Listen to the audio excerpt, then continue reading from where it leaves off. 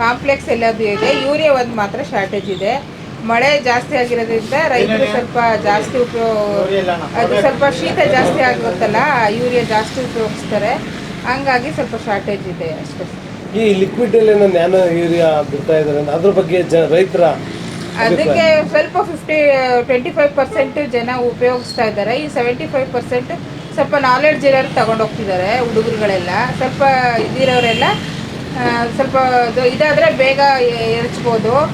Urea ಆದರೆ spray ಮಾಡಿಸೋ ಸ್ವಲ್ಪ ಕಷ್ಟ ಆಗುತ್ತೆ, ಆಳುಗೆಲ್ಲ ಕೊಡೋದು ಅಂತ ಹೇಳ್ಬಿಟ್ಟು ಸ್ವಲ್ಪ ನೆಗ್ಲೆಕ್ಟ್ ಮಾಡ್ತಿದ್ದಾರೆ ಅಷ್ಟೇ. ಈಗ ಬೇರೆ ಗೊಬ್ಬರಗಳೆಲ್ಲ ಇದೆ, ಯೂರಿಯಾ ಒಂದಿಲ್ಲ. ಯೂರಿಯಾ ಯಥೇಚ್ಛವಾಗಿ ರೈತರಿಗೆಲ್ಲ ತಲುಪಿದೆ, ಎಲ್ಲರ ರೈತರಿಗೂ ಹೋಗಿದೆ. ಇಲ್ಲೇನು ಈಗ ಸ್ವಲ್ಪ ಶಾರ್ಟೇಜಿಗೆ ಸ್ವಲ್ಪ ಹುಡುಕಾಡ್ತಾ ಇದ್ದಾರೆ ಬಿಟ್ರೆ ಅಂತ ಏನು ಅಪಾಯ ಏನು ಬಂದಿಲ್ಲ ಹಾಸನ ಜಿಲ್ಲೆಗೆ. ಕೃಷಿ ಸಚಿವ ಎನ್ ಚೆಲುವರಾಯಸ್ವಾಮಿ ಅವರು 3 ರೀತಿಯ ಸ್ಟೇಟ್ಮೆಂಟ್ ಅನ್ನು ನೀಡಿರುವ ಹಿನ್ನೆಲೆ ರಾಜ್ಯದಲ್ಲಿ ರೈತರು ಕಂಗಾಲಾಗುವ ಪರಿಸ್ಥಿತಿ ಬಂದಿದೆ. ತರಿಸ್ತಾ ಇದ್ದೀವಿ, ಸಾಧ್ಯವಾದಷ್ಟು ಮಟ್ಟಿಗೆ ತೊಂದರೆ ಆಗದಂಗೆ ನೋಡ್ಕೊಳ್ತಕ್ಕಂಥ ಜವಾಬ್ದಾರಿಯನ್ನು ನಮ್ಮ ಸರ್ಕಾರ, ನಮ್ಮ ಇಲಾಖೆ ತಗೋತೀವಿ. 100% ಇಲ್ಲ. ಎರಡೇ ಕಾರಣಕ್ಕೆ. ಒಂದು ಸಮಸ್ಯೆ ಇದೆ, ಇರಾನ್ ಫೈಟಿಂಗ್ ನಡೀತಾ ಇರೋದ್ರಿಂದ ಇಂಪೋರ್ಟ್ ಆಗ್ತಾ ಇಲ್ಲ. ಚೈನಾದವರು ಪೂರ್ತಿ ಸ್ಟಾಪ್ ಮಾಡಿದ್ದಾರೆ. ರೈತರಿಗೆ ನಿರಂತರವಾಗಿ ಕಳೆದ 1 ವಾರದಿಂದ ನಾನು ರಿಕ್ವೆಸ್ಟ್ ಮಾಡ್ತಾ ಇದ್ದೀನಿ. ಸೊ ಯಾರಿಗೆ ಇವತ್ತು ಸೋಯಿಂಗ್ ಇದೆ ಅವರಷ್ಟೇ ಅಂಗಡಿ ಹತ್ರ ಹೋದರೆ ತೊಂದರೆ ಇಲ್ಲ. ಸೊ ಲೇಟಾಗಿ 1 ತಿಂಗಳು ಬೇಕಾಗಿರೋರು ಸಹ ಇವತ್ತೇ ಹೋಗ್ತಕ್ಕಂಥದ್ದು ಬೇಡ, ನಿಮಗೆ ಈ ವಾರ ಆದಮೇಲೂ ಸಿಗುತ್ತೆ ಅಂತ ರಿಕ್ವೆಸ್ಟ್ ಮಾಡಿದ್ದೀನಿ. ರಾಸಾಯನಿಕ ಗೊಬ್ಬರಗಳ ಬಳಸುವ ಪ್ರಮಾಣ ಕಡಿಮೆ ಮಾಡಿ ಯೂರಿಯಾ ಮತ್ತು ಡಿಐಪಿ ಗೊಬ್ಬರ ಪ್ರಮಾಣ ಕಡಿಮೆ ಮಾಡುವುದರಿಂದ ಇಳುವರಿ ಕಡಿಮೆಯಾಗುವುದಿಲ್ಲ. ಪೂರಕವಾಗಿ ನ್ಯಾನೋ ಡಿಐಪಿ, ನ್ಯಾನೋ ಯೂರಿಯಾ ನೀಡುತ್ತಿದ್ದೇವೆ ಎಂಬ ಉಡಾಫೆ ಉತ್ತರವನ್ನು ನೀಡುತ್ತಿದ್ದಾರೆ. ಡಿಐಪಿನ ಕಡಿಮೆ ಮಾಡೋದ್ರಿಂದ ಸೊ ಇಳುವರಿ ಕಡಿಮೆ ಆಗಲ್ಲ. ಎಲ್ಲ ಬೆಳೆಗೂ ಆಲ್ಟರ್ನೇಟ್ ನಾವು ನ್ಯಾನೋ ಡಿಐಪಿ, ನ್ಯಾನೋ ಯೂರಿಯಾ ಕೊಡ್ತಾ ಇರ್ತಕ್ಕಂಥದ್ದು ಮತ್ತು ಈ ಸಾವಯವ ಗೊಬ್ಬರ ಉಪಯೋಗಿಸ್ತಕ್ಕಂಥದ್ದು, ಗ್ರೀನ್ ಮೆನ್ಯೂರ್ಗೆ ನಾವು ಸ್ವಲ್ಪ ಹೆಚ್ಚು ಲಾಸ್ಟ್ ಟೈಮು ಅಡಿಷನಲ್ಲಾಗಿ ನಾವು ಬಜೆಟ್ ಕೊಟ್ಟಿದ್ದು, ಇದನ್ನೆಲ್ಲ ಪ್ರಯತ್ನ ನಡೀತಾ ಇದೆ. ಇದು ಒಳ್ಳೆಯದು. ಸಾಯಲ್ ಸ್ಟ್ರೆಂತು, ಸಾಯಲ್ ಹಾಳಾಗ್ತಕ್ಕಂಥ ದೃಷ್ಟಿಯಿಂದ ಮನುಷ್ಯನ ಆರೋಗ್ಯದ ಮೇಲೂ ಪರಿಣಾಮ ಬೀರೋದ್ರಿಂದ ಇವೆಲ್ಲ ಒಳ್ಳೆಯದು. ಇದನ್ನು ಸಾಕಷ್ಟು ಸೈನ್ಸಿಸ್ಟ್ಗಳು ಇನ್ವೆಸ್ಟಿಗೇಷನ್ ಮಾಡಿದಾಗ ರಿಪೋರ್ಟ್ ಇರೋದು ಎಲ್ಲ ಇದೆ. ಇಡೀ ದೇಶದಲ್ಲೂ ಸಹ ಇದೆಲ್ಲ ಚರ್ಚೆ ನಡೀತಾ ಇದೆ. ಮೊನ್ನೆ ಸುಭಾಷ್ ಬಾಳೇಕರ್ ಬಂದಿದ್ದಾಗಲೂ ಒಂದಷ್ಟು ಕಾರ್ಯಾಗಾರ ಮಾಡೋಗಿದ್ದಾರೆ. ಅವರು ಸಹ ಎಲ್ಲ ಕಡೆ ಇದನ್ನು ಪ್ರಚಾರಕ್ಕೆ ಬಿಟ್ಟಿದ್ದಾರೆ, ಒಳ್ಳೆಯದು. ಬಟ್ ಆದರೆ ರೈತರು ಒಂದೇ ಬಾರಿ ಹಿಂದೆ 1940, 50, 60ರಲ್ಲಿ ಹೇಗೆ ಅವಾಗ ಪೂರ್ತಿ ಸಾವಯವ ಗೊಬ್ಬರನೇ ಇತ್ತು. ಆವಾಗ ಹಸಿರುಕ್ರಾಂತಿ ಆದಾಗ ಹೆಚ್ಚು ನಾವು ಬೇಕು ಅಂತೇಳಿ ಬೆಳೆಸು, ಅಲ್ಲಿಂದ ಇಲ್ಲಿವರೆಗೂ ಬಂದುಬಿಟ್ಟಿದ್ದೀವಿ. ಈಗ ಅದಕ್ಕೆ ಕಡಿಮೆ ಮಾಡಬೇಕು ಅಂದ್ರೆ ಸ್ವಲ್ಪ ಟೈಮ್ ತಗೊಳ್ಳುತ್ತೆ. ಇದರ ಬಗ್ಗೆ ಮುಖ್ಯಮಂತ್ರಿ ಸಿದ್ದರಾಮಯ್ಯ ಅವರು ಕೂಡ ಜೆಪಿ ನಡ್ಡಾ ಅವರಿಗೆ ರಾಜ್ಯದಲ್ಲಿ ಗೊಬ್ಬರ ಸಿಗುತ್ತಿಲ್ಲ ಎಂದು ಪತ್ರವನ್ನು ಬರೆದಿದ್ದಾರೆ. ಯೂರಿಯಾ ಸಿಗದೆ ರೈತರು ಕಂಗಾಲಾಗಿರುವ ಹಿನ್ನೆಲೆ ವಿಶ್ವಪಥ ಟಿವಿಯು ವಿಷಯವನ್ನು ತಿಳಿದು ಅಂಗಡಿ ಮಾಲೀಕರು ಮತ್ತು ರೈತರನ್ನ ಭೇಟಿ ಮಾಡಿ ಅವರನ್ನು ಮಾತನಾಡಿಸಿದಾಗ ಅವರು ಈ ರೀತಿ ಹೇಳುತ್ತಾರೆ. ಸರ್, ಅಮಿತ್ ಕುಮಾರ್ ಅಂತೇಳಿ ನನ್ನ ಹೆಸರು. ನಮ್ಮದು ಫರ್ಮ್ ಹೆಸರು ಮಲ್ನಾಡ್ ಅಗ್ರೋ ಸರ್ವಿಸ್ ಅಂತ. ಸುಮಾರು 25 ವರ್ಷದಿಂದ ನಾನು ಇಲ್ಲಿ ವ್ಯಾಪಾರ ಮಾಡ್ತಾ ಇದ್ದೀನಿ. 25 ವರ್ಷದ ಹಳೆ ಬಿಲ್ಡಿಂಗು, ಹಳೆ ಬಿಸ್ನೆಸ್ಸು. ಬಟ್ ಇವತ್ತಿನ ಪರಿಸ್ಥಿತಿಯಲ್ಲಿ ಈಗ ಒಂದು 2-3 ವರ್ಷದಿಂದ ಯೂರಿಯಾದ ಪ್ರಾಬ್ಲಮ್ಮು ತುಂಬ ನಡೀತಾ ಇದೆ. ಯೂರಿಯಾ ಆಗ್ತಾಯಿಲ್ಲ. ಒಂದು ರೈತರುಗಳು ಉಪಯೋಗಿಸ್ತಾ ಇರೋದು ಜಾಸ್ತಿ ಆಗ್ತಾ ಇದೆ. ಆಮೇಲೆ ಪರ್ಯಾಯವಾಗಿ ನ್ಯಾನೋ ಯೂರಿಯಾ ಉಪಯೋಗ ಮಾಡಬೇಕು ಅಂತೇಳಿ ಪ್ರೊಡಕ್ಷನ್ನು ಕಡಿಮೆ ಮಾಡ್ತಾ ಇರೋದು ಇದೇ ಸರ್ಕಾರದ ದೃಷ್ಟಿಯಿಂದ. ಪರ್ಯಾಯವಾಗಿ ಅದಕ್ಕೆ ಯೂರಿಯಾಗೆ ನ್ಯಾನೋ ಯೂರಿಯಾ ಸ್ಪ್ರೇ ಮಾಡಬೇಕು ಅಂತೇಳಿ ತಗೊಂಡ್ಬಂದಿದ್ದಾರೆ. ಬಟ್ ಏನಾಗಿದೆ ಅಂತಂದರೆ ಸ್ಪ್ರೇ ಮಾಡೋದಕ್ಕೆ ರೈತರುಗಳು ಆಗ್ತಾಯಿಲ್ಲ. ಒಂದು ಕಾಸ್ಟ್ ಜಾಸ್ತಿ ಆಗ್ತಾಯಿದೆ, ಇನ್ನೊಂದು ಅಪ್ಲಿಕೇಶನ್ ಮಾಡೋಕ್ಕೆ ಲೇಬರ್ ಕಾಸ್ಟ್ ಇಲ್ಲ. ಅದಕ್ಕೆ ಬೇಕಾಗಿರೋ ಎಕ್ವಿಪ್ಮೆಂಟ್ಸ್ ಆಗಲಿ ಟೆಕ್ನಾಲಜಿ ನಮ್ಮಲ್ಲಿ ಬಂದಿಲ್ಲ ಇನ್ನು. ಸೊ ಆ ಪ್ರಾಬ್ಲಮ್ ಇರೋದ್ರಿಂದನೇ ಈ ರೈತರುಗಳಿಗೆ ಗೊಬ್ಬರ ಸಿಗದೇ ಇರೋದಕ್ಕೆ ಕಾರಣ ಆಗ್ತದೆ. ಗೊಬ್ಬರ ಅನ್ನೋದೇನಿದೆಯಲ್ಲ, ಇದರಲ್ಲಿ ಸಾರಜನಕ, ರಂಜಕ ಮತ್ತು ಪೊಟ್ಯಾಷ್ ಅಂತ ಪ್ರೈಮರಿ ಮೈಕ್ರೋ ನ್ಯೂಟ್ರಿಯೆಂಟು. ಈ ಸಾರಜನಕ, ರಂಜಕ, ಪೊಟ್ಯಾಷ್ ಅಂದರೆ ಸಾರಜನಕ ಭೂಮಿಯಲ್ಲಿ ಕೊರತೆ ಇರೋದ್ರಿಂದ ಅದನ್ನೇ ಯಥೇಚ್ಛವಾಗಿ ಯೂಸ್ ಮಾಡ್ತಾ ಇದ್ದಾರೆ. ಬಟ್ ಈಗಿನ ದಿನಗಳಲ್ಲಿ ಏನಾಗ್ತಿದೆ ಅಂದರೆ ಬರೀ ಅದ್ರ ಮೇಲೆ ಅವಲಂಬಿತ ಜಾಸ್ತಿಯಾಗಿ ಭೂಮಿ ಒಂದು ಸ್ವಲ್ಪ ಹಾಳಾಗ್ತಾ ಇದೆ.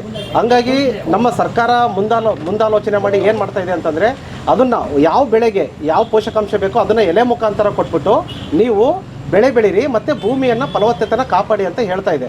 ಅದಕ್ಕೋಸ್ಕರನೇ ಈಗ ಏನು ಮಾಡಿದೆ ಸರ್ಕಾರ ಅಂದರೆ ಕೇಂದ್ರ ಸರ್ಕಾರ ನ್ಯಾನೋ ಯೂರಿಯಾ ಮತ್ತು ನ್ಯಾನೋ DAP ಅಂತೇಳಿ ಈಗ ಆಲ್ರೆಡಿ ಒಂದು 4-5 ವರ್ಷದಿಂದ ಅದನ್ನು ಚಾಲ್ತಿಯಲ್ಲಿ ತಂದಿದೆ ಮತ್ತು ರೈತರಿಗೆ ಅದನ್ನು ಮನವರಿಕೆ ಮಾಡ್ತಾ ಇದ್ದಾರೆ. ಅದು ಇಮಿಡಿಯೇಟಾಗಿ ರೈತರು ಅದನ್ನು ಅವಲಂಬಿತ ಮಾಡ್ಕೊಳ್ಳೋಕ್ಕೆ ಸ್ವಲ್ಪ ಟೈಮ್ ತಗೊಳುತ್ತೆ. ಒಂದು ಎರಡನೇದು ಏನಾಗುತ್ತೆ ಅಂತಂದರೆ ಈಗ ಗೊಬ್ಬರಗಳು ನಾವೆಲ್ಲ ಏನಾಗಿದೆ ನಮ್ಮದು ಭಾರತ ದೇಶದಲ್ಲಿ ಯಾವುದೇ ಥರದ ಫಾಸ್ಫರಿಕ್ ಆ್ಯಸಿಡ್ ಅಂದರೆ ನಾವೇನು ರಂಜಕ ಮತ್ತು ಪೊಟ್ಯಾಷಿಯನ್ ಇದೆಯಲ್ಲ ಅದು ನಮ್ಮಲ್ಲಿ ರಾ ಮೆಟೀರಿಯಲ್ ಸೋರ್ಸ್ ಇಲ್ಲ. ನಾವು ಪ್ರತಿಯೊಂದು ಇದನ್ನು ರಾ ಮೆಟೀರಿಯಲನ್ನು ನಾವು ಇಂಪೋರ್ಟೇ ಮಾಡಬೇಕು. ಹಂಗಾಗಿ ಏನಾಗ್ತಿದೆ ಅಂತಂದರೆ ಈಗ 2-3 ವರ್ಷದಿಂದ ನಮಗೆಲ್ಲ ಗೊತ್ತಿರೋ ಹಾಗೆ ಬೇರೆ ಬೇರೆ ದೇಶಗಳೆಲ್ಲ ಯುದ್ಧಗಳು ಮಾಡ್ತಾ ಇದೆ. ಆ ಯುದ್ಧಗಳ ಪರಿಣಾಮ ಏನಾಗ್ತಾಯಿದೆ ಅಂದರೆ ನೇರವಾಗಿ ಭಾರತದ ಮೇಲೆ ಬೀಳ್ತಾ ಇದೆ. ಒಂದು ಎರಡನೇದು ಏನಾಗ್ತಾಯಿದೆ ಅಂತಂದರೆ ನಾವು ಈಗ ಟ್ರಾನ್ಸ್ಪೋರ್ಟೇಷನ್ ಈಗ ನಾವು ನಮ್ಮ ದೇಶ ಬಂದ್ಬಿಟ್ಟು ಈ ಗೊಬ್ಬರಗಳನ್ನೆಲ್ಲ ನಾವು ಬೇರೆ ದೇಶಗಳ ಮೇಲೆ ಅವಲಂಬಿತ ಆಗಿರೋದ್ರಿಂದ ಏನಾಗ್ತಾ ಇದೆ ನಮಗೆ ಮೇಜರಾಗಿ ಸಪ್ಲೈ ಮಾಡ್ತಕ್ಕಂಥ ಕಂಟ್ರಿಗಳು ಬಂದರೆ ರಷ್ಯಾ ಆಗಿರ್ಬೋದು, ಚೈನಾ ಆಗಿರ್ಬೋದು, ಮತ್ತು ನಮಗೆ ಪೊಟ್ಯಾಶು ಸಪ್ಲೈ ಮಾಡ್ತಕ್ಕಂಥ ಬೆಲಾರಸ್ ಅಂತ ಒಂದು ದೇಶ ಇದೆ ಉಕ್ರೇನ್ ಪಕ್ಕದಲ್ಲಿ. ಈ ಥರ ದೇಶಗಳೆಲ್ಲ ನಮ್ಮ ದೇಶಕ್ಕೆ ಗೊಬ್ಬರಗಳನ್ನೆಲ್ಲ ಸಪ್ಲೈ ಮಾಡೋರು. ಈಗೇನಾಗಿದೆ ರಷ್ಯಾ ನಮಗೆಲ್ಲ ಗೊತ್ತಿರೋಂಗೆ ಉಕ್ರೇನ್ ಮೇಲೆ ಮತ್ತು ಬೇರೆ ಬೇರೆ ದೇಶಗಳ ಮೇಲೆಲ್ಲ ದಾಳಿ ಮಾಡಿ ಅವರು ಒಂದು ಸ್ವಲ್ಪ ಸಮಸ್ಯೆಲಿರೋದ್ರಿಂದ ನಮಗೆ ಸರಿಯಾಗಿ ಸಮರ್ಪಕವಾಗಿ ನಮಗೆ ಸಪ್ಲೈ ಆಗ್ತಾಯಿಲ್ಲ. ಒಂದು ಎರಡನೇದು ಚೈನಾ, ನಮಗೆ ಚೈನಾದಿಂದ ಹೆಚ್ಚು ಕಡಿಮೆ ಒಂದು 60-70% ನಾವು ಅವ್ರ ಮೇಲೆ ಅವಲಂಬಿತ ಆಗಿದ್ದೀವಿ. ಅದು ಚೈನಾ ಏನಾಗಿದೆ ಅಂತಂದರೆ ಈಗ ನಾವು ಲಾಸ್ಟ್ ಒಂದು 3-4 ತಿಂಗಳ ಹಿಂದ್ಗಡೆ ನಾವೇನು ಪಾಕಿಸ್ತಾನ ಮೇಲೆ ನಾವೇನು ಯುದ್ಧ ಮಾಡಿದ್ವಲ್ಲ, ಪಾಕಿಸ್ತಾನದ ಮೇಲೆ ಯುದ್ಧ ಮಾಡಿದಾಗ ಏನಾಯಿತು ಅಂದರೆ ನಮ್ಮ ಭಾರತದ ಅಭಿವೃದ್ಧಿಯನ್ನು ಅವರು ಸಹಿಸ್ಕೊಳ್ಳದೆ ಅವರು ಇಂಡೈರೆಕ್ಟಾಗಿ ನಮ್ಮ ಮೇಲೆ ಏನು ಮಾಡ್ತಾ ಇದ್ದಾರೆ ಅಂದರೆ ಈ ಥರ ಗೊಬ್ಬರಗಳ ಮೇಲೆ ಅವರು ಏರಿಕೆ ಹಾಕೋದು, ಅಂದರೆ ಇಂಪೋರ್ಟ್ಸ್ ಏನು ಕೊಡ್ತಾ ಇಲ್ಲ ನಮಗೆ ಅವ್ರ ಕಡೆಯಿಂದನೂ ನಮಗೆ ಸಮಸ್ಯೆ ಆಗಿದೆ. ಮತ್ತು ಈ 2-3 ವರ್ಷದಿಂದ ಏನಾಗಿದೆ ಅಂದರೆ ಅಗ್ರಿಕಲ್ಚರ್ ಸಿಚುವೇಷನ್ನು ಏನಾಗಿದೆ ಅಂದರೆ ತುಂಬ ಚೆನ್ನಾಗಿದೆ. ಈಗ 3-4 ವರ್ಷದಿಂದ ಏನಾಗಿದೆ ಚೆನ್ನಾಗಿ ಮಳೆ ಬೆಳೆ ಎಲ್ಲ ಚೆನ್ನಾಗಿ ಆಗ್ತಾ ಇರೋದ್ರಿಂದ ಏನಾಗ್ತಾ ಇದೆ ಗೊಬ್ಬರಗಳು ಶಾರ್ಟೇಜ್ ಆಗ್ತಾ ಇದೆ. ಮತ್ತು ಸಪ್ಲೈನೂ ಹಂಗೆ ಸಪ್ಲೈ ಸ್ವಲ್ಪ ಕಡಿಮೆ ಆಗಿರೋದ್ರಿಂದ ಗೊಬ್ಬರದ ಸಮಸ್ಯೆ ಆಗಿದೆ. ಈ ಒಂದು 2 ತಿಂಗಳಲ್ಲಿ ಯೂರಿಯಾಗೆ ಮಾತ್ರ ಯಾಕೆ ಡಿಮ್ಯಾಂಡ್ ಆಗ್ತಾ ಇದೆ ಅಂತಂದರೆ ಈ ಒಂದು 2 ತಿಂಗಳು ಏನಿದೆಯಲ್ಲ ಇಡೀ ನಮ್ಮ ಭಾರತದಲ್ಲಿ ಇದು ಅಗ್ರಿಕಲ್ಚರ್ಗೆ ಇದು ಏನೋ ಮುಂಗಾರು ಪ್ರಾರಂಭ. ಈ ಮುಂಗಾರು ಮಾನ್ಸೂನು ಸೆಟ್ ಆಗಿರೋದ್ರಿಂದ ಏನಾಗುತ್ತೆ ಎಲ್ಲ ಕಡೆನೂ ಸಪ್ಲೈ ಮಾಡಬೇಕು. ಮತ್ತು ಯೂರಿಯಾ ಏನಂದರೆ ಯೂರಿಯಾ ಹಾಕೋದ್ರಿಂದನೇ ಬೆಳೆ ಸ್ವಲ್ಪ ಗ್ರೀನಿಶ್ ಆಗಿ ಕಾಣೋದ್ರಿಂದ ರೈತರಿಗೆ ಏನಂದರೆ ಯೂರಿಯಾ ಹಾಕಿದರೆ ಬೆಳೆ ಚೆನ್ನಾಗಿ ಬರುತ್ತೆ ಅನ್ನೋದೊಂದು ರೈತರ ಕಾನ್ಸೆಪ್ಟಲ್ಲಿದೆ. ಬಟ್ ಅದಲ್ಲ, ಬರೀ ಯೂರಿಯಾ ಹಾಕೋದ್ರಿಂದ ಏನಾಗುತ್ತೆ ಭೂಮಿ ಹಾಳಾಗ್ತಾ ಇದೆ. ಬಟ್ ರೈತರಿಗೆ ನಮ್ಮ ಕಂಪನಿ ಕಡೆಯಿಂದ ಆಗಿರ್ಬೋದು, ಸರ್ಕಾರದ ಕಡೆಯಿಂದ ಆಗಿರ್ಬೋದು ಏನೇ ಜಾಗ್ರತೆಗಳು ತಗೋಬೇಕು ಅದನ್ನೆಲ್ಲ ನಾವು ರೈತರುಗಳಿಗೆ ಕೊಡ್ತಾ ಇದ್ದೀವಿ. ಬಟ್ ರೈತರಿಗೆ ಅದು ಇನ್ನೂ ಒಂದು ಸ್ವಲ್ಪ ಟೈಮ್ ತಗೊಳುತ್ತೆ. ಯಾಕಂದರೆ ಒಂದು ಟೈಮಲ್ಲಿ ಯೂರಿಯಾ ಹಾಕೋದಕ್ಕೆ ನಾವು ಕಂಪ್ನಿಗಳು ಎಷ್ಟು ಕಷ್ಟಪಟ್ಟಿದ್ವು, ಈಗ ಯೂರಿಯಾ ಬೇಡ ಅನ್ನೋದಕ್ಕೂ ಅಷ್ಟೇ ಕಷ್ಟಪಡ್ತಾ ಇದ್ದೀವಿ. ಅಂದರೆ ಎಲೆ ಮುಖಾಂತರ ಸಿಂಪರಣೆ ಮಾಡಿ ಒಂದು ಸ್ವಲ್ಪ ಹೊಸ ತಂತ್ರಜ್ಞಾನಗಳನ್ನ ಅಳವಡಿಸ್ಕೊಳ್ಳಿ ಅಂತ ನಾವು ಹೇಳ್ತಾ ಇದ್ದೀವಿ. ಅದನ್ನು ಕಲಿತಾ ಇದ್ದಾರೆ, ಅಂದರೆ ಸ್ವಲ್ಪ ಅಳವಡಿಸ್ಕೊತಾ ಇದ್ದಾರೆ, ಸ್ವಲ್ಪ ಟೈಮ್ ತಗೊಳುತ್ತೆ. ಈ 2 ತಿಂಗಳು ಮಾತ್ರ ಗೊಬ್ಬರದ್ದು ಪ್ರತಿ ವರ್ಷವೂ ಇದೇ ಥರನೇ ಸಮಸ್ಯೆ ಇದ್ದೇ ಇರುತ್ತೆ. ಏರಿಯಾ ತಾಲೂಕೆ 20 ತಳಕ್ಕೆ ಬಂದಿದ್ದು ಏರಿಯಾ ಎಲ್ಲ ಕೇಳಿದ್ರೆ ಇಲ್ಲ ಆಗ್ತಾಯಿದ್ದಾರೆ. ಯಾವ ನಿಮ್ಮದು ಗಡನಹಳ್ಳಿ ಸಕ್ಕರೆಹಳ್ಳಿ ಗಡನಹಳ್ಳಿ ಇಲ್ಲೇ ಏನು ಇನ್ನೊಂದು 4-5 7-8 ಕಿಲೋಮೀಟರ್. ಎಷ್ಟು ವರ್ಷದಿಂದ ಕೃಷಿ ಮಾಡ್ತಾ ಇದ್ದೀರಿ? ಕೃಷಿಯನ್ನು ಎಷ್ಟು ವರ್ಷದಿಂದ ಮಾಡ್ತಾ ಇದ್ದೀರಿ? ನಾವು ಒಂದು 15 ವರ್ಷದಿಂದ ಮಾಡ್ತಾಯಿಲ್ಲ ಇದ್ದೀವಿ. ಈಗ ಸಿಗ್ತಾಯಿಲ್ಲ, ಎಲ್ಲಿ ಕೇಳಿದ್ರೆ ಸಿಗ್ತಾ ಇಲ್ಲ. ಯಾಕೆ ಸಿಗ್ತಾ ಇಲ್ಲ ಅಂತ ಏನಾದ್ರು ಮಾಹಿತಿ ಇದೆಯಾ? ಇಲ್ಲ, ಏನೇನು ಮಾಹಿತಿ ಇಲ್ಲ. ಏನು ಗೊಬ್ಬರನೇ ಇಲ್ವಲ್ಲ, ಬಂದೇ ಇಲ್ವಲ್ಲ. ಅದು ಬಂದಿದ್ರೆ ಕೊಡ್ತಾರೆ, ಇಲ್ಲಾಂದ್ರೆ ಬಂದವರು ಏನು ಮಾಡ್ತಾರೆ, ಅವರು ಇಲ್ಲ ಅಂತಾರೆ. ಏನು ಮಾಡೋಕ್ಕೆ ಕೇಳ್ತೀವಿ, ಬಂದೆ ಸಿಕ್ಕರೆ ಕೊಡ್ತಾರೆ, ಇಲ್ಲ ಅಂದ್ರೆ ಇಲ್ಲ ಅಂತಾರೆ. ಸಿಕ್ಕಿದ್ರೆ ಓಕೆ, ಸಿಕ್ಲಿಲ್ಲ ಅಂದ್ರೆ ಹಾಕ್ಲೇಬೇಕಲ್ಲ ಗೊಬ್ಬರಕ್ಕೆ. ಏನು ಮಾಡೋದು ಈಗ ಹಾಕ್ತವ್ರು ನಿನ್ನೆ ಮಾಡೋದು ಹಂಗೆ ಮಾಡೋದು, ನೀನೇ ಮಾಡೋಕ್ಕಾಗ್ತದೆ. ಹಂಗೆ ಬಿಟ್ರೆ ಬದುಕಂಗೆ. ಈಗ ನೀವು ಸರ್ಕಾರದವ್ರಿಗೆ ಮಾಡಿದ್ರೆ ಕೊಡ್ತಾರೆ, ಇಲ್ಲ ಸರ್ಕಾರದವ್ರು ಏನು ಮಾಡ್ಬೇಕು? ಬೆಳ್ಕೊಡ್ಬೇಕು ನಿಮ್ಮ ಜಮೀನಿಗೆ ಬಂದು ಹೀರೆ ಕೊಡ್ಬೇಕ್ತಾರೆ. ಈಗ ಅಂಗಡಿಗಳೆಲ್ಲ ಸೊಸೈಟಿಗಳಿಗೆಲ್ಲ ಹೀರೆ ಕೊಡ್ಬೇಕ್ತಾರೆ. ಹೆಸರೇನು? ನಮ್ಮ ಹೆಸರು ದಿನೇಶ್ ಅಂತ. ನಮ್ಮೂರು ಇಲ್ಲಿ ಗಾಡಹಳ್ಳಿ ಕೊಪ್ಪಲು, ಹಾಸನ ಜಿಲ್ಲೆ. ಕೃಷಿ ನಾವು ಒಂದು 10-15 ವರ್ಷದಿಂದ ಮಾಡ್ತಾಯಿದ್ವಿ. ಮೊದ್ಲೇನು ಮಾಡ್ತಿದ್ರಿ? ಮೊದಲೆಲ್ಲ ಆಲೂಗಡ್ಡೆ ಹಾಕೋರು ಮಪ್ಪರು, ಆಗೆಲ್ಲ ಏನು ಬಿಟ್ರು, ಎಲ್ಲ ಬರೀ ಜೋಳನೇ. ಈಗ ಯಾಕೆ ಬಿಟ್ರಿ ಆಲೂಗಡ್ಡೆ? ಆಲೂಗಡ್ಡೆ ಅಂದರೆ ಅದು ಬರೀ ರೋಗ ಬರೋದು, ಕಡ್ಡಿ ರೋಗ ಬರೋದು ಫಸ್ಟ್ ಎಲ್ಲ. ಅದು ಹಂಗಾಗಿ ಎಲ್ಲ ಕೈ ಬಿಟ್ರು. ಯಾಕೆ ರೋಗ ಬಂತು? ಹೇಗೆ ರೋಗ ಬಂತು ಅಂದ್ರೆ ಏನು ಅಂತ ಬೆಳೆಯುವಾಗ ಚೆನ್ನಾಗಿ ಬರ್ತಿತ್ತು. ಇಲ್ಲ, ಆಗ ಒಂದು 2 ಸೆಕೆಂಡಲ್ಲಿ ಬರೋದಾಗ ಆಗ ಒಂದು 2-3-5 ವರ್ಷ ಮಾಡಿದ್ರು. ಮತ್ತೆ ಒಂದು 5 ವರ್ಷ ಬೆಳೆದ್ಮೇಲೆ ಫುಲ್ಲು ಎಲ್ಲ ರೋಗ ಬರೋದು, ಕಡ್ಡಿ ರೋಗ. ಹಂಗೆ ಅದು ಕಾರಣ ಏನು ಅಂತ ಗೊತ್ತಿಲ್ಲ. ಅದೇ ಅದ್ರ ಬಗ್ಗೆ ಗೊತ್ತಿಲ್ಲ. ಅಲ್ಲಿಂದ ನಾವೇ ಮಾಡೋದು, ಅಲ್ಲಿಂದ ನಾವು ಹಾಕೋದು ಬಿಟ್ಟು ನಾವು ಬರೀ ಜೋಳನೇ ಬೆಳ್ಕೊಂಡು. ಜೋಳ ಈ ವರ್ಷ ಅಂತೂ ಫುಲ್ ಎಲ್ಲ ವೈಟು, ಎಲ್ಲೆಲ್ಲ ಫುಲ್ ವೈಟ್ ಬಂದು ಎಲ್ಲ ಅರ್ಧಕ್ಕರ್ಧನೇ ಬಿದ್ದೋಯ್ತು. 2 ಸತಿ ಹಾಕಿದ್ವಿ ನಾವೀಗ. 2 ಬ್ಯಾಚ್ ಹಾಕಿದ್ದೀವಿ, ಇನ್ನೊಂದ್ಸತಿ ಹಾಕಿದ್ದೀವಿ. ಹಂಗಾಗಿ ಅದಕ್ಕೆ 2ನೇ ಟ್ರಿಪ್ ಹಾಕೋಕ್ಕೋಸ್ಕರ ಗೊಬ್ಬರ ತಗೊಂಡು ಬಂದು ಯೂರಿಯಾ ಇಲ್ಲ ಅಂತ ಇದ್ದಾರೆ, ಅದಕ್ಕೋಸ್ಕರ ಸುಮ್ಮನೆ ಇದಾಯಿತು. ಬೇರೆ ಗೊಬ್ಬರ ಎಲ್ಲ ಸಿಗ್ತಾ ಇದೆಯಾ? ಬೇರೆ ಗೊಬ್ಬರ ಎಲ್ಲ ಸಿಗುತ್ತೆ, ಅದೇ ಒಂದು ಸಿಗ್ತಾ ಇಲ್ಲ ಈಗ. ನೆನ್ನೆ ಬಂದು ಕೇಳ್ಕೊ ಹೋಗಿದೆ ಯೂರಿಯಾ ಬರುತ್ತೆ ಅಂತ, ಇವತ್ತು ಬರುತ್ತೆ ಅಂತ ಅಂದಿದ್ರು, ಬಂದಿಲ್ಲ. ಲಿಕ್ವಿಡಲ್ಲಿ ಅಷ್ಟು ಕ್ವಾಲಿಟಿ ಬರೋಲ್ಲ, ಗೊಬ್ಬರದಲ್ಲಿ ಬಂದಷ್ಟು ಯೂರಿಯಾ ಲಿಕ್ವಿಡಲ್ಲಿ ಬರೋಲ್ಲ. ಅದು ಇದು ಮಾಡೋದಕ್ಕೂ ಆಗೋದಿಲ್ಲ, ಹಾಕೋದಕ್ಕೂ ಆಗೋದಿಲ್ಲ. ಇದರಲ್ಲಿ ಬಂದಷ್ಟು ಅದು ಲಿಕ್ವಿಡಲ್ಲಿ ಅಷ್ಟು ಕ್ವಾಲಿಟಿ ಬರೋಲ್ಲ. ಅದಕ್ಕೋಸ್ಕರ ಗೊಬ್ಬರನೇ ಹುಡುಕ್ತಾ ಇದ್ದೀವಿ. ಏನ ಲಿಕ್ವಿಡಾ? ಹಾಂ, ಒಂದ್ಸತಿ ಹಾಕಿದ್ವಿ. ಲಾಸ್ಟ್ ಇಯರಲ್ಲಿ ಹಾಕಿದಾಗ ಮ್ಯಾತನೇ ಸರಿಯಾಗಿ ಬರಲಿಲ್ಲ, ಇಳುವರಿ ಕಡಿಮೆ ಬರುತ್ತೆ. ಈ ಗೊಬ್ಬರದಲ್ಲಿ ಬಂದಷ್ಟು ಅದ್ರಲ್ಲಿ ಬರೋಲ್ಲ ಇಳುವರಿ. ಈ ವರ್ಷ ಯೂರಿಯಾನೇ ತಗೋಬೇಕು ಬಂದಿರೋದು. ಬೇರೆದೆಲ್ಲ ಸಿಗ್ತಾ ಇದೆ.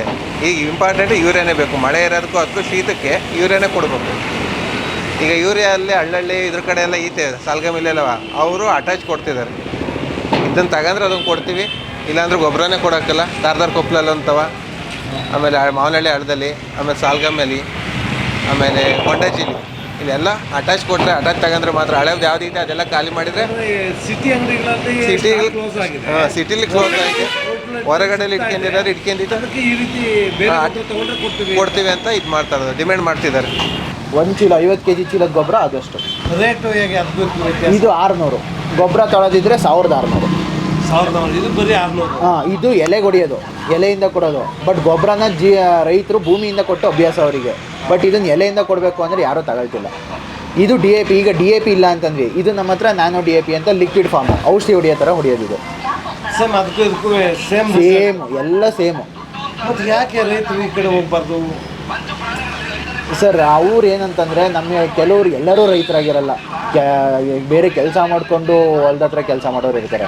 ಅವರಿಗೆ ಇದು ಹೊಡೆಯೋದಕ್ಕೆ 1 ದಿನ ಬೇಕು ಅಂತಾರೆ. ಗೊಬ್ಬರ ಆದರೆ ಎರಚ್ಬೋದು, ಭೂಮಿಗೆ ಹಾಕ್ಬೋದು. ಬೇರೆ ಮೂಲಕನೂ ಕೊಡಬೇಕು ಅಂತ ಬೇರೆ ಮೂಲಕ ಕೊಡಬೇಕು ಅಂತ ಅವ್ರ ತಲೆಯಲ್ಲಿ ಇದೆ. ಅದಕ್ಕೆ ಎಲೆ ಮುಖಾಂತರ ಕೊಟ್ಟರೆ ನಮಗೆ ಇಳುವರಿ ಬರಲ್ಲ ಅನ್ನೋದು ಅವ್ರಿಗೆ ಭಯ ಇದೆ. ಅದನ್ನ ಯಾರಿಗೂ ಹೋಗಿಲ್ಲ. ವಿಶ್ವಪಥ ಟಿವಿಯಿಂದ ನಿಮ್ಮ ಪ್ರೀತಿಯ ಬಾಲರಾಜ್. ವಿಶ್ವಪಥ ಟಿವಿಯನ್ನು ಸಬ್ಸ್ಕ್ರೈಬ್ ಮಾಡಿ, ಶೇರ್ ಮಾಡಿ, ಲೈಕ್ ಮಾಡಿ.